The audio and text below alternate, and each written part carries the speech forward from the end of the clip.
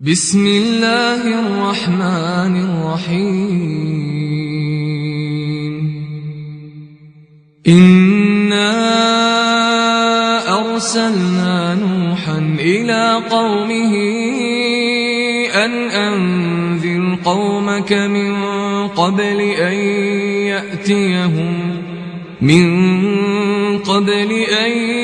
يأتيهم عذاب أليم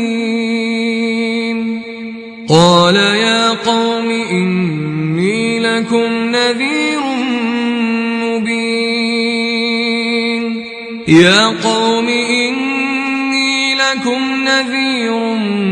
مبين أن اعبدوا الله واتقوه وأطيعون يغفر لكم من ذنوبكم ويؤخركم إلى أجل مسمى إن أجل الله إذا جاء لا يؤخر لو كنتم تعلمون قال رب إني دعوت قومي ليلا ونهارا فلم يزدهم دعائي إلا فرارا وإني كلما دعوتهم لتغفر لهم جعلوا أصابعهم في آذانهم واستغشوا ثيابهم وأصروا واستكبروا استكبارا ثم إني دعوتهم جهارا ثم إني أعلنت لهم وأسررت لهم إسرارا فقلت استغفروا ربكم إنه كان غفارا يرسل السماء عليكم مدرارا ويمددكم بأموال وبنين ويجعل لكم جنات ويجعل لكم أنهارا ما لكم لا ترجون لله وقارا وقد خلقكم أطوارا ألم تروا كيف خلق الله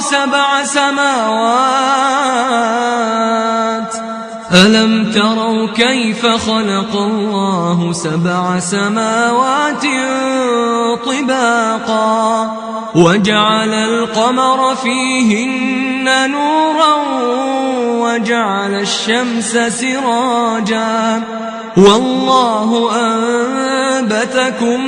من الأرض نباتا ثم يعيدكم فيها ويخرجكم إخراجا والله جعل لكم الأرض بساطا لتسلكوا منها سبلا فجاجا قال نوح رب إنهم عصوني واتبعوا من لم يزده ماله وولده إلا خسارا ومكروا مكرا كبارا وقالوا لا تذرن آلهتكم ولا تذرن ودا ولا سواعا ولا يغوث ويعوق ونسرا وقد أضلوا كثيرا ولا تزد الظالمين إلا ضلالا مما خطيئاتهم سيئاتهم أغرقوا فأدخلوا نارا فلم يجدوا لهم من دون الله أنصارا. وقال نوح رب لا تذر على الأرض من الكافرين ديارا إنك إن تذرهم يضلوا عبادك ولا يلدوا إلا فاجرا كفارا. رب اغفر لي ولوالدي ولمن دخل بيتي مؤمنا وللمؤمنين والمؤمنات ولا تزد الظالمين إلا تبارا.